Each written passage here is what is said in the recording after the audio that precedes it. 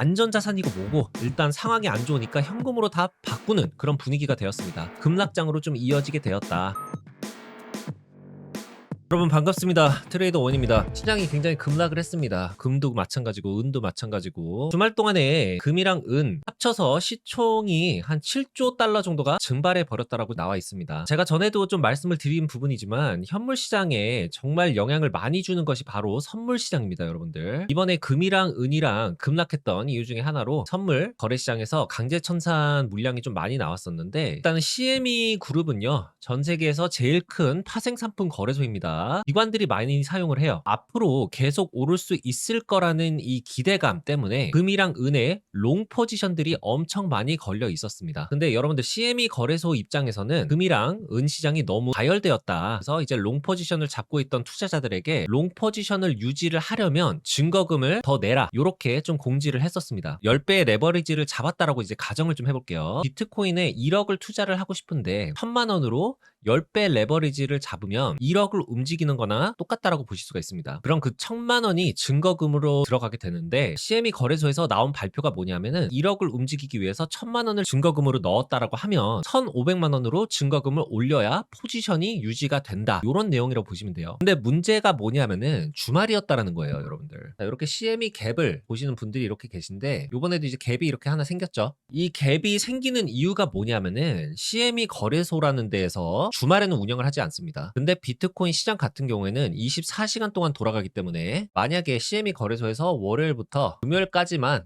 거래를 할 수가 있다라고 했을 때 토요일이랑 일요일 같은 경우는 거래를 할 수가 없습니다. 월요일이 됐을 때 이 주말 사이에 금요일 날 마감을 했었던 그 자리에서 만약에 금요일보다 좀 많이 올랐거나 떨어졌을 때는 요 갭이 생겨요. 요 갭을 CME 갭이라고 하는 거잖아요. 주말에 운영을 하지 않다 보니까 증거금을 넣을 수가 없는 상황입니다. 증거금을 늘리지 않는 물량들을 청산을 시킨 거예요, 한마디로. 세계에서 제일 큰 파생 상품을 다루는 거래소에서 연달아서 강제 청산이 되다 보니까 그런 이유에서 금이랑 은값이 굉장히 많이 떨어졌었고요. 코인 시장도 굉장히 많이 떨어졌죠. 여러 가지 원인들이 겹쳐 있습니다. 주말 같은 경우는요, 요때 주말에 좀 코인 시장이 많이 떨어졌죠. 주말에는 은행도 쉬고요, 기관 투자자들도 쉽니다. 대부분의 큰 자금을 굴리는 그런 곳들은 다 쉰다라고 볼 수가 있는데, 그래서 주말 동안에 레버리지 잡혀 있었던 포지션들이 지지 구간을 깨면서 강제 청산이 어마어마하게 발생을 했다. 대부분이 스탑로스 구간을 요 80K 구간이었기 때문에 개인들뿐만이 아니라 기관들이 사용하는 자동 매매 프로그램들 있죠. 요런 포지션들까지 한 번에 청산이 됐습니다. 그래서 이 매도세에 이어서 가격이 빠졌는데 청산 매물대까지 있다 보니까 빠지는 폭이 훨씬 더 많이 깊어졌다. 요렇게 좀 이해를 하시면 될 것 같아요. 장을 지켜보고 있는 사람들의 입장에서는 불안하죠. 여러분들도 잘 아시는 것처럼 시장이 불안하다 싶으면 사람들은 가지고 있는 주식도 팔고 금도 팔고 은도 팔고 코인도 급하게 팔게 됩니다. 달러 비중이 많이 올라간다, 이렇게 보시면 되고, 코인 시장 빠지는데 반대로 주말 동안에 달러 인덱스 같은 경우는 올라갔죠. 달러가 힘을 받았다는 소리입니다. 일단은 트럼프가 차기 연준 의장으로 케빈 워시를 지명을 했다 보도가 났습니다. 트럼프의 측근이기는 해도 예전에 워낙 매파적인 스탠스로 이야기를 좀 많이 했었던 사람이에요. 그러다 보니까 시장에서 불안한 부분이 뭐냐면은 금리를 쉽게 내리지 않을 사람으로 인식이 좀 되어 있다. 이게 시작점이라고 좀 보고 있습니다. 그러면서 또 어떤 일들이 있었냐. 이 와중에 미국에서 부분 셧다운이 되었다는 소식까지 좀 전해졌었는데 안전자산이고 뭐고 일단 상황이 안 좋으니까 현금으로 다 바꾸는 그런 분위기가 되었습니다. 급락장으로 좀 이어지게 되었다. 미국이랑 이란이 주말에 전쟁을 할 수도 있다라는 분위기가 좀 있었습니다. 이것도 굉장히 불안 요소 중에 하나였죠. 이런 불안감들이 시장에 좀 변동성을 더 키워준 꼴이 되었다. 이란이 내부적으로 경제가 무너지고 시위를 좀 엄청 많이 했었죠. 그걸 이란 정부에서 좀 강하게 진압을 했었습니다. 이 과정에서 시민들이 체포도 되고 심지어 이제 사망자들까지 나왔었는데 트럼프가 이걸 보고 민간인들을 건드리는 거는 좀 선을 넘었다, 이렇게 얘기를 하면서 이제 미국이 개입을 하게 된 거예요. 여러분들도 이제 여기까지는 잘 알고 계실 겁니다. 이 기사에서는 이란의 최고 지도자 미국이 공격을 하면은 전쟁이다라고 이제 발표를 했어요. 이렇게 세상이 좀 어질어질하다 보니까 시장도 좀 어질어질하게 된 걸로 좀 보여지고 있습니다. 제가 말씀드렸었던 요 구간 74K 요 구간까지는 떨어졌습니다. 여기까지 안 올 것이라고 예상을 했던 사람들도 뭐 많았지만 거시적인 이슈던 뭐 지정학적인 이슈던 그리고 뭐 차트 분석상 모든 거를 좀 종합해 봤을 때 여기까지도 빠질 가능성이 있다라는 부분은, 이 관점은 가지고 가시는 게 좀 좋다라고 제가 항상 늘 말씀을 드렸었습니다. 시장이 앞으로 어떻게 움직일 거다 100%라는 건 없습니다. 장기적으로 봤을 때는 여기가 목적지일 수는 있으나 단기적으로 봤을 때 여기까지 가기 전에 빠졌다 올라갔다 상승했다 조정 줬다 이런 움직임은 분명히 나올 수가 있어요. 그런 자리들 중에서 내가 한 가지 관점만 보는 게 아니라 이런 관점도 보고 이런 관점도 보고 이렇게 하나하나 좀 관점을 가지고 시장을 좀 보셔야지 좋습니다. 그래서 저는 지금 일단은 1차적으로 77K에서 78K 부근 딱 요 구간대죠.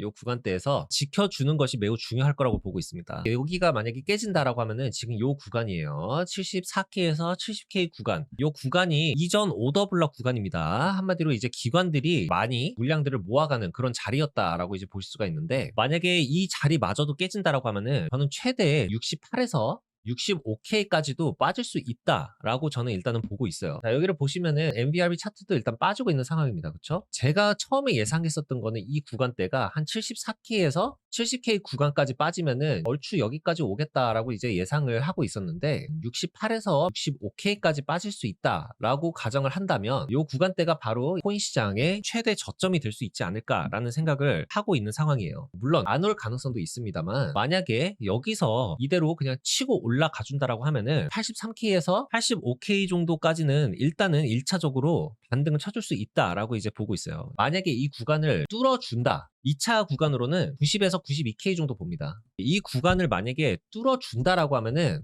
이 상승 추세가 회복이 된다, 이렇게 좀 보실 수가 있어요. 저는 이제 그렇게 보고 있습니다. 그리고 만약에 100K 구간대를 만약에 뚫어준다라고 하면은 본격적으로 다시 이 상승장이 시작이 될 수 있는 시점이다라고 이제 저는 보고 있습니다. 그래서 지금 현재 77에서 78K 구간, 요 구간을 잘 제대로 좀 지켜주면서 뚫어주는지 안 뚫어주는지 여기가 굉장히 좀 중요한 시점이라고 보고요. 이 구간에서 좀 횡보를 하더라도 저는 좀 괜찮을 것 같습니다. 그러다가 이제 결국에 뚫어주던 빠지던 할 텐데, 사이에 여러 가지 매크로적인 이슈들이 어떻게 전개가 되는지 이런 것들을 잘 봐야 하는 그런 구간이라고 좀 보고 있어요. 이번 주에 좀 예정되어 있는 주요 미국 경제 지표들이 시장에 대한 이제 방향성을 좀 좌지우지할 수 있다, 이렇게 좀 보고 있습니다. 금이랑 은보다 시장에서 분위기가 어떠냐면은 AI 관련 종목들이 훨씬 주목을 좀 많이 받고 있습니다. 특히나 이제 AI 반도체, AI 인프라 쪽, 코인 시장에서도 AI 인프라랑 AI 에이전트, 그리고 AI 플랫폼 코인들, 이런 것들이 좀 굉장히 많이 주목을 받고 있는 상황인데, 미국 주시장에서는 이제 엔비디아, AMD 종목, 아니면은 뭐 브로드컴, 이런 회사들이 좀 주목을 많이 받고 있고, 특히 이번에 좀 대만 반도체 회사 중에서 TSMC가 관심을 좀 무지하게 많이 받았었습니다. 전체 시장의 시총 9위까지 올라갔었어요. 코인 시장에서는요, AI 인프라 쪽으로는 타오코인 있고, 렌더코인, 아카시, AIoT 네트워크, 이런 것들이 이제 받고 있는데, 자, 이런 프로젝트들이 있어야지 AI라는 것 자체가 굴러갈 수가 있기 때문이에요. 비트코인이 빠지면서 전체적으로 시장이 빠진 부분도 물론 있습니다. 근데 거의 비트코인이랑 알트 시장에서 빠진 이 자금들이 코인 시장에서만큼은 AI 인프라 쪽이랑 AI 에이전트 쪽, 이쪽으로 자금이 흘러 들어가고 있는 그런 움직임들이 많이 포착이 되고 있는 상황이에요. 그래서 그런 코인들 중에서도 특히나 실제로 AI가 돌아갈 수 있는 구조로 만들어지고 운영이 되는 그런 프로젝트들, 그런 쪽으로 수급이 꽤나 많이 들어가고 있는 상황입니다. 자, 이번 주는 이런 지표 발표들이나 그런 것들을 우리가 좀 신경을 쓰면서 시장을 대응을 하는 게 굉장히 좀 현명할 것으로 보여집니다. 뭐 현물만 하시는 분들 같은 경우에는 지표 결과가 별로 좋지 않아가지고 만약에 시장이 빠진다, 물렸다라고 하면은 뭐 나중 돼서 전 코인 시장이 끝났다라고 보지 않기 때문에 이거를 좀 정리를 해서 수급이 들어오는 쪽으로 만약에 옮기셔도 상관은 없을 것 같고, 선물 하시는 분들 같은 경우는 숏으로 수익을 내실 수 있는 그런 시장이 될 수도 있고, 만약에 여기서 단기적으로 스팅을 어느 정도 준다, 지금 시장 분위기 때문에 뭐 이런 지표 결과들로 인해서 조금 시장이 오른다라고 해도 무작정 오르지만은 않을 거예요. 어느 정도 저항을 맞고 빠지는 구간이 있을 텐데, 오르는 구간에서 롱으로 드시고 저항 받을 수 있는 구간에서 숏으로 수익을 내고 기회들이 많이 나올 수 있는 그런 한 주가 될 수 있기 때문에, 이런 지금 지표 결과들 주의 깊게 보시면서 시장 대응을 하시는 게 좋을 거라고 생각이 듭니다.